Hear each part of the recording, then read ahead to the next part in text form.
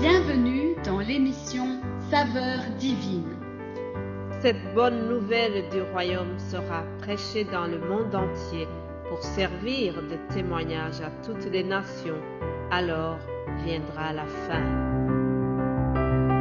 Ce pain céleste vous est présenté par Immaculée Niraneza.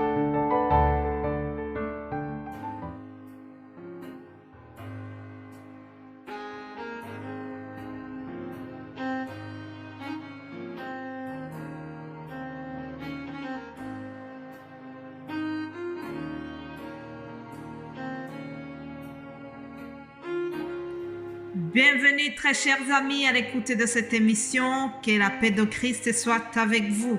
C'est une grande joie, un honneur de commencer une nouvelle semaine en célébrant la sainteté de Dieu, que le feu de Dieu nous embrase. Nous entrons dans une semaine très spéciale, une semaine où nous allons célébrer l'arrivée du Saint-Esprit aux apôtres et le Saint-Esprit nous anime également. C'est lui qui me donne la joie de vous partager ces messages tous les jours. Ça fait 2 ans et 6 mois que je fais cette fonction et je donne toute la gloire à notre Seigneur car c'est lui qui me donne la volonté et le pouvoir de le faire. Je remercie le Saint-Esprit, c'est lui qui m'assiste, c'est lui qui me donne de quoi vous partager chaque jour. Alléluia, que toute la gloire revienne à notre Dieu. Amen.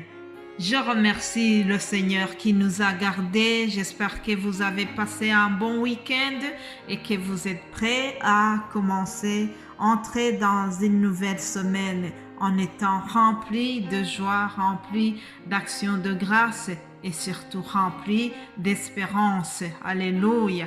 Vraiment, c'est ce que je vous souhaite et je suis sûre que le Saint-Esprit va nous aider.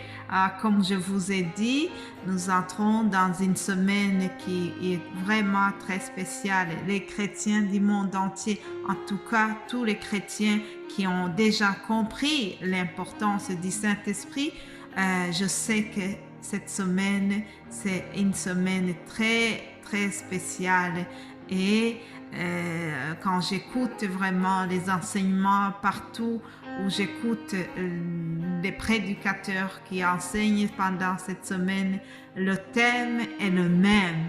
Le thème est le même.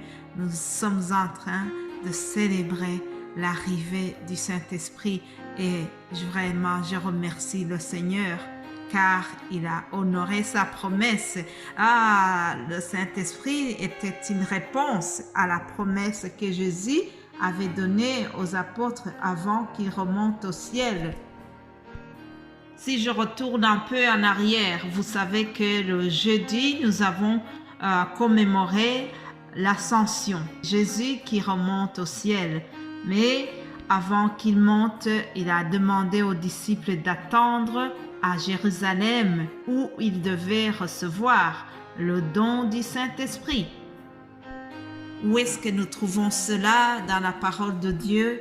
Lisons Actes des Apôtres, chapitre 1, verset 4. Je lis ceci. Comme il se trouvait avec eux, il leur recommanda de ne pas s'éloigner de Jérusalem, mais d'attendre ce que le Père avait promis. Ce que je vous ai annoncé, leur dit-il. Puis, plus loin, au verset 8, nous lisons ceci.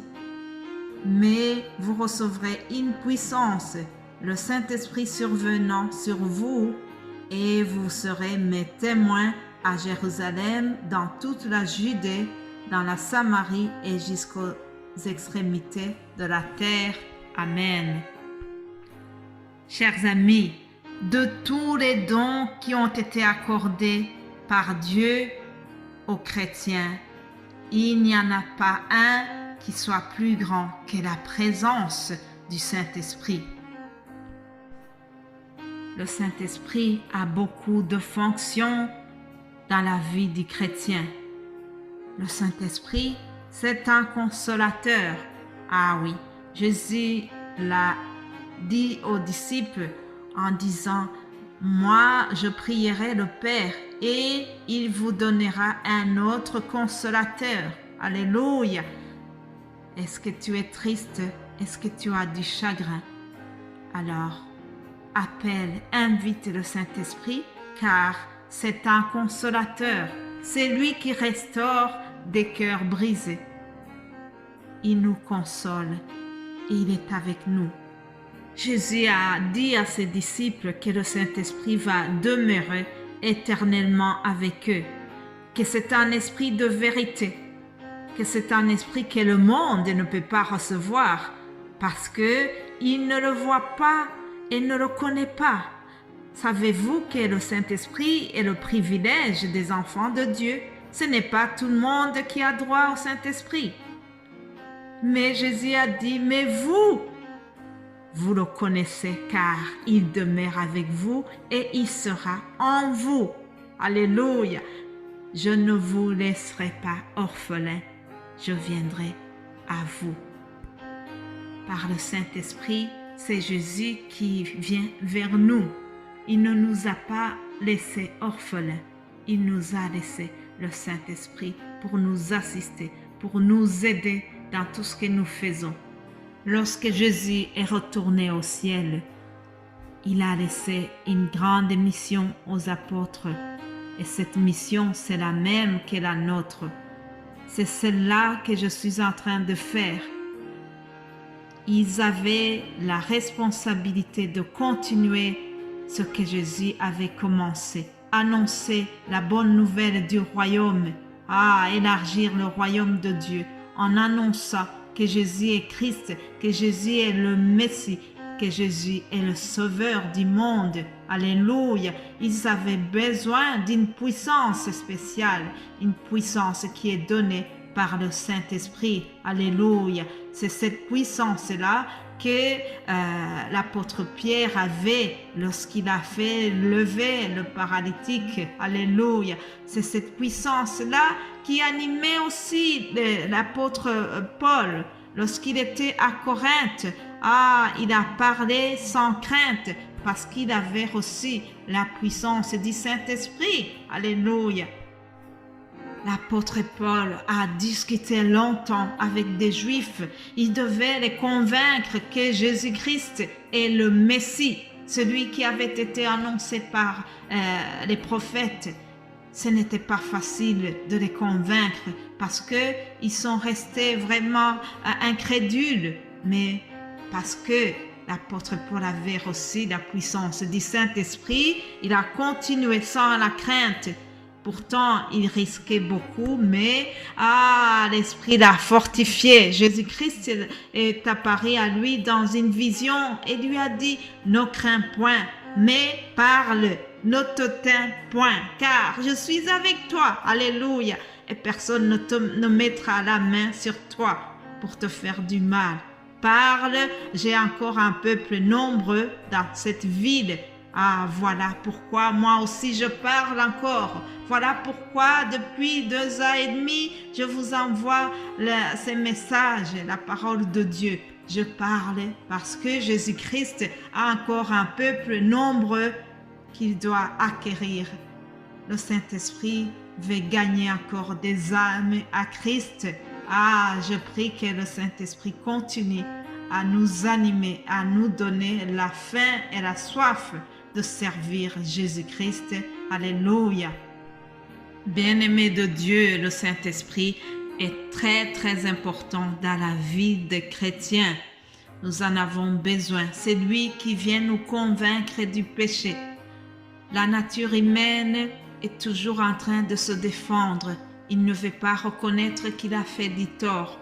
Mais c'est par l'aide du Saint-Esprit que nous pouvons nous rendre compte que nous avons péché.